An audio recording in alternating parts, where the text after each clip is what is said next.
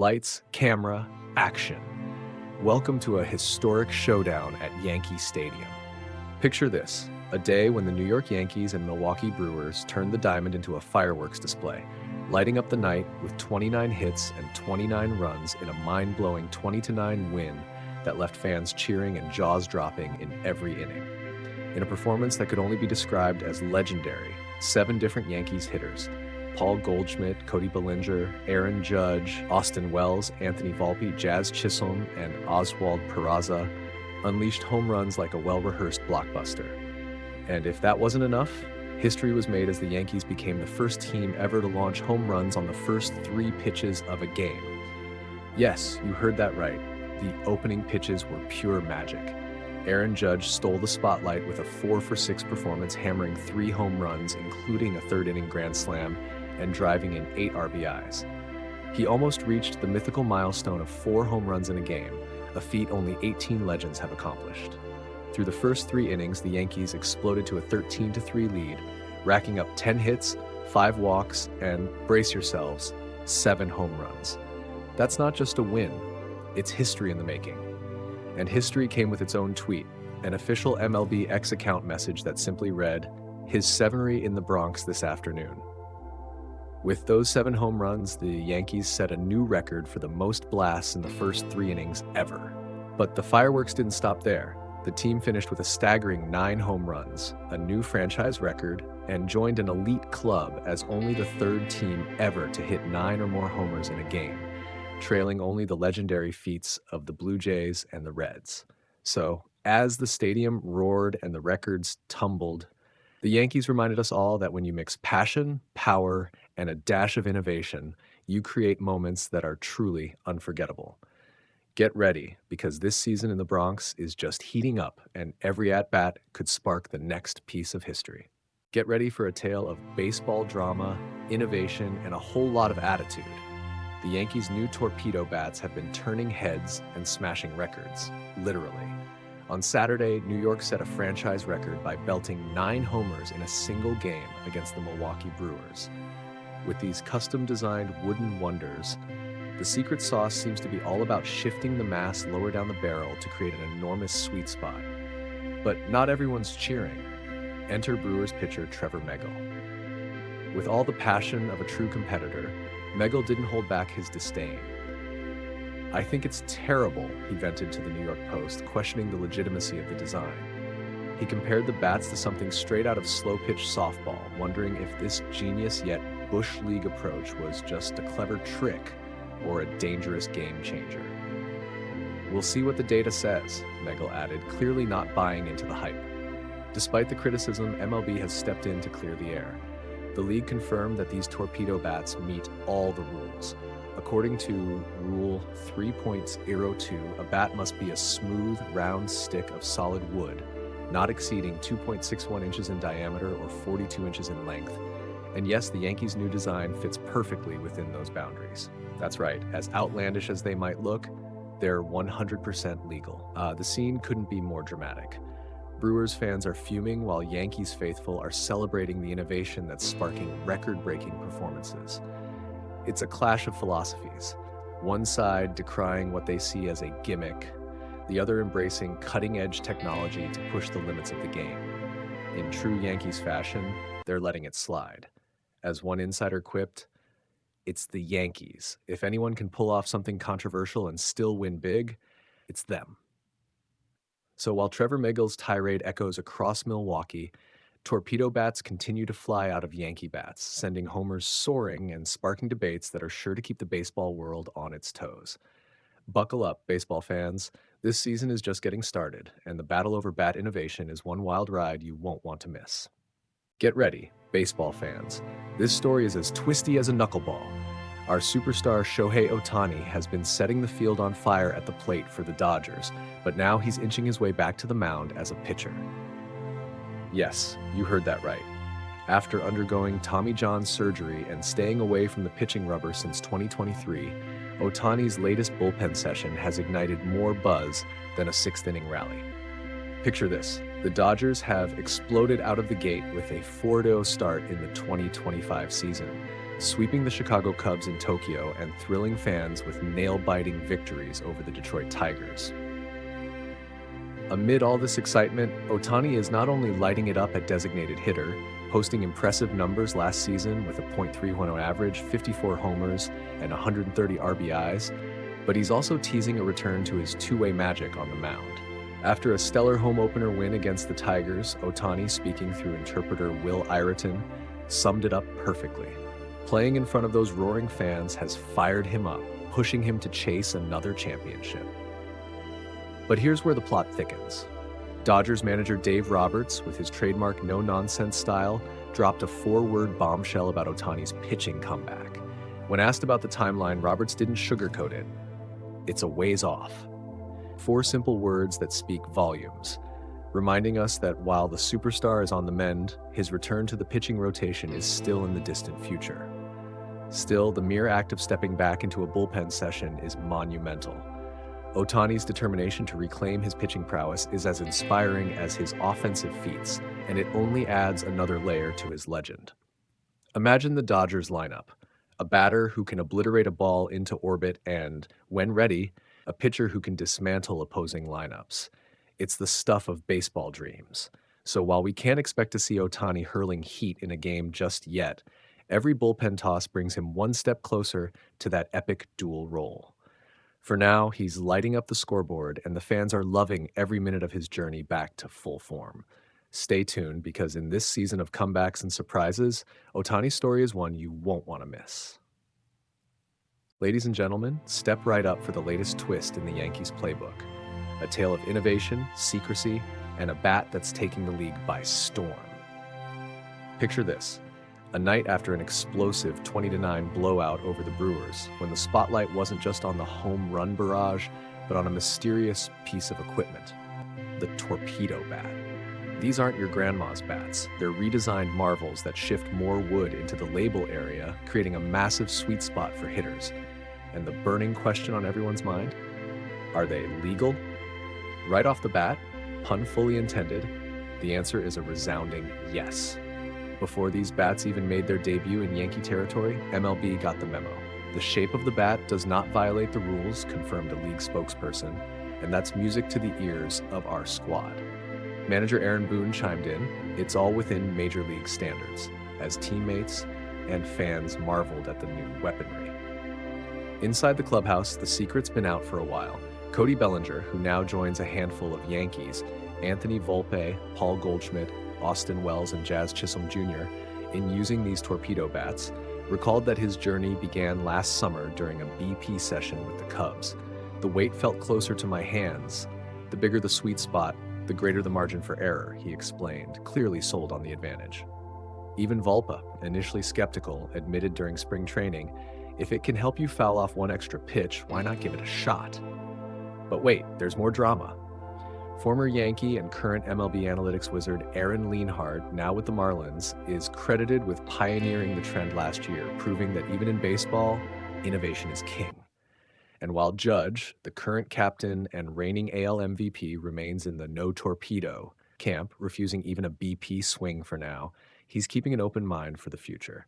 "There's a lot of new things in the game," he mused, hinting that change is inevitable if it can offer even the tiniest edge. So, here we are, Yankees unleashing a bat that's as much a statement of intent as it is a tool of the trade.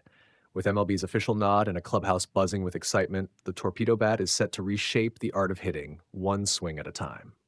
Get ready, because this season, every at-bat might just turn into a home run spectacle, fueled by innovation and a whole lot of attitude.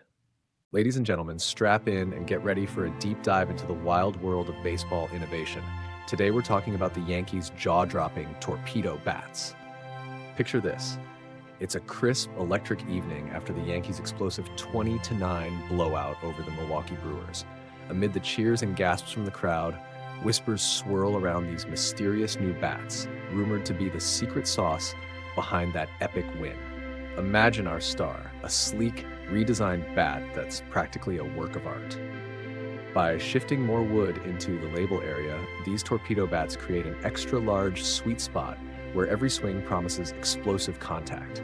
The bat struts onto the field like it's a celebrity at a red carpet event, drawing stares and sparking debates. And if you're wondering, are these things even legal? The answer is an emphatic yes. A league spokesperson confirmed the shape of the bat does not violate the rules. That's right, these high-tech bats have passed MLB's rigorous standards, and if they weren't legal, we'd be hearing about it nonstop. Now let's break down the rule book. According to MLB Rule 3.02, a bat must be a smooth, round stick made from one solid piece of wood, with a diameter no greater than 2.61 inches at its thickest point and a maximum length of 42 inches. No laminated or experimental bats allowed unless they secure MLB's official stamp of approval. Imagine the Yankees front office huddled together, double-checking every curve and edge, ensuring that these torpedo bats are not only game-changing but also rule-abiding masterpieces. As you watch these bats in action, you can almost hear the collective oohs and ahs from fans when a perfectly hit ball soars into the night sky. Each swing becomes a mini spectacle of power and precision, a true game changer that might just redefine hitting in the big leagues. So get ready for a season filled with electrifying moments, unexpected home runs, and plenty of laughs as the Yankees and their torpedo bats take center stage. Who knew that innovation in wood could spark such an epic journey? Stay tuned, because this is one story that's only just beginning. Get ready for some much-needed good news from Yankee Stadium, because Giancarlo Stanton is finally swinging again. The 35-year-old slugger, long plagued by chronic elbow pain that kept him away from the diamond for what felt like an eternity, is back to hitting indoors after undergoing PRP, platelet-rich plasma treatments in both elbows. Manager Aaron Boone revealed that it's been a good couple of weeks, marking the first major step forward in Stanton's painful off-season journey. While he's not yet ready to step back into the full rhythm of game time, any form of batting activity is a huge win for both him and the Yankees. Stanton's struggle with his elbows has been more than just typical wear and tear. It was a looming threat that nearly forced the Yankees to consider surgery and left a dark cloud hanging over the clubhouse. For months, fans and teammates alike watched in concern as the once mighty power hitter was sidelined by pain. But now, as he starts to get back in the swing of things, there's a glimmer of hope that he might be ready to rejoin the fray when it counts the most. The Yankees aren't rushing him, though. They're playing the long game, prioritizing a healthy return over a speedy comeback. The plan is for Stanton to be ready by the All-Star break, a timeline that could give the Yankees a critical power boost right when they need it most, especially if they're deep in a playoff race. Of course, any setback could change the timeline, so the organization is cautiously optimistic, taking each small victory as a sign of progress. Despite some dips in his on-base metrics in recent seasons, Stanton's raw power remains a game changer. Last year, he belted 27 home runs in just 114 games and lit up the postseason with a staggering .709 slugging percentage and 7 homers in 14 games. If he can recapture even a fraction of that magic, he could be the X factor for the Yankees down the stretch. For now, though, every time he steps up to the plate, every crack of the bat and every practice swing is a victory in itself. And for a guy whose elbows were screaming not long ago, that's a win worth celebrating. Get ready, baseball fans, because the debate over torpedo bats is heating up and it's about to take center stage this season. The Yankees have unleashed a new weapon that's sparking opinions from coast to coast. These bats, redesigned with extra wood shifted lower down on the barrel to create a massive sweet spot, imagine a bat shaped a bit like a bowling pin, are already making waves on and off the field. On one side, you've got Yankees players who swear by them. Shortstop Anthony Volpe says, "The bigger you can have the barrel where you hit the ball, it makes sense to me." Jazz Chisholm Jr. adds, "It doesn't feel like a different bat. It just helps you in a little way, I guess." And Cody Bellinger, who's been swinging one since early spring, raves about the balance and lighter weight. Oh, it feels good. For these players, the torpedo bat isn't just equipment. It's a competitive edge that could turn routine at-bats into home run spectacles.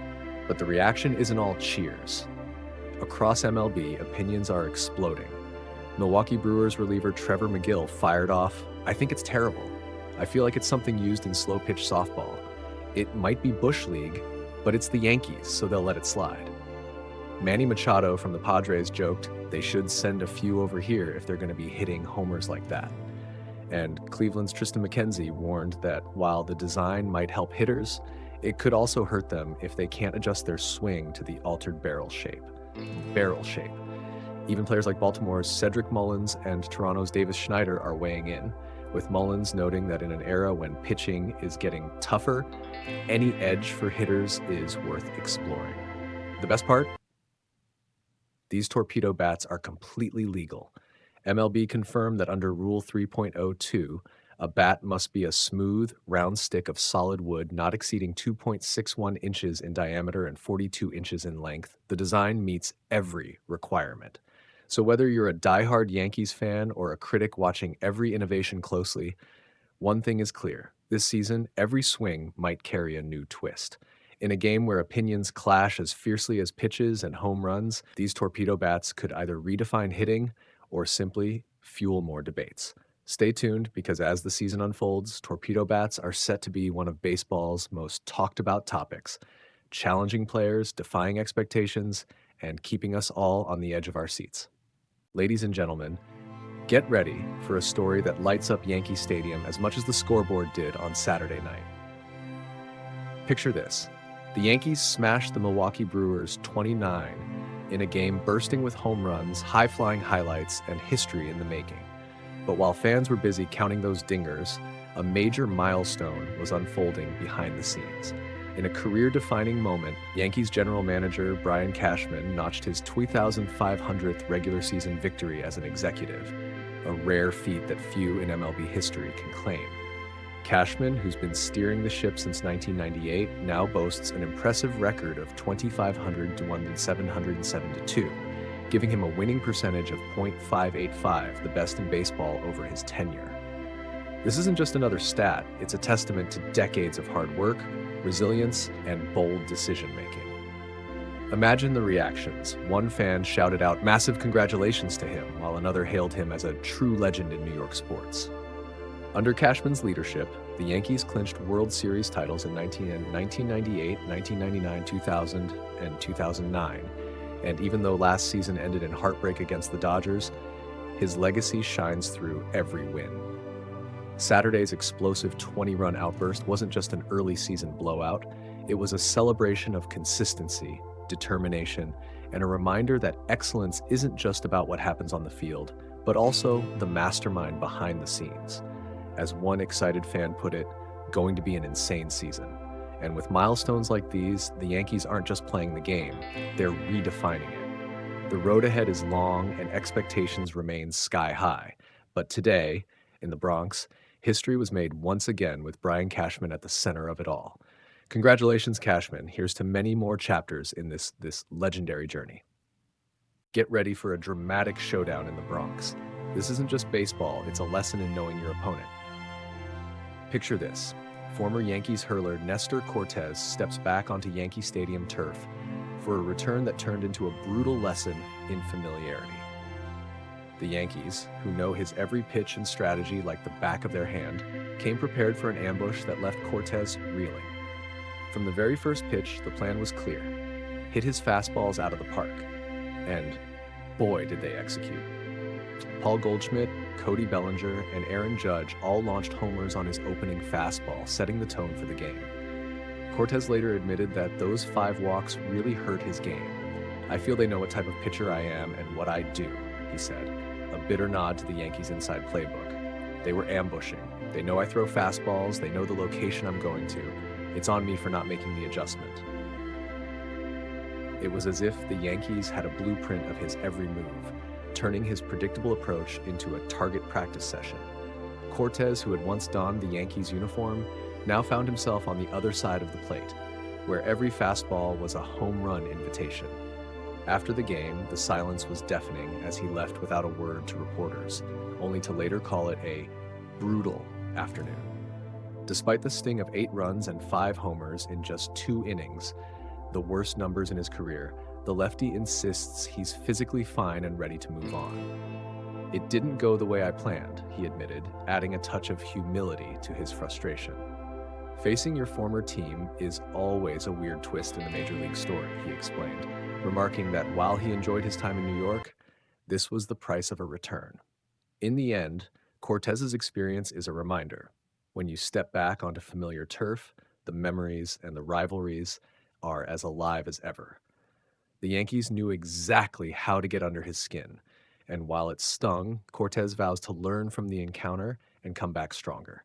Stay tuned because in the unpredictable world of baseball, every setback is just the beginning of the next big comeback.